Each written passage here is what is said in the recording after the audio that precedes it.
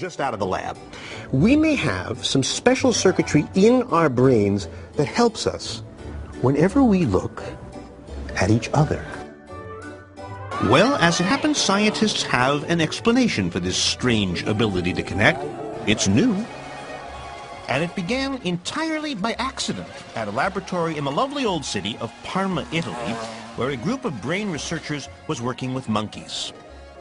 And they were testing a neuron, that's a brain cell, that always fired, made this sound, whenever the monkey would grab for a peanut. So the lab had all these peanuts around, and whenever the monkey made its move, the neuron would fire. Scientists thought, now here's a neuron that is essential to motion. It's a motor neuron. Then one day the monkey was just sitting around, not moving at all, just sitting, when a human scientist came into the lab. And when that scientist grasped the peanut, the monkey's cell fired. Now, the monkey hadn't moved. It was the human that had moved, suggesting that this neuron up here couldn't tell the difference between seeing something and doing something. Seeing and doing were the same. Or more intriguingly, that for this neuron, watching somebody do something is just like doing it yourself. To demonstrate, he put me into this very powerful fMRI brain scanner that can peer into the brain while it's working.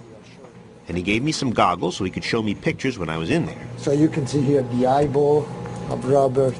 And once he had a good view into my brain... Nice looking brain. Thank you. Robert, you're not supposed to talk when we scan you, all right? Sorry.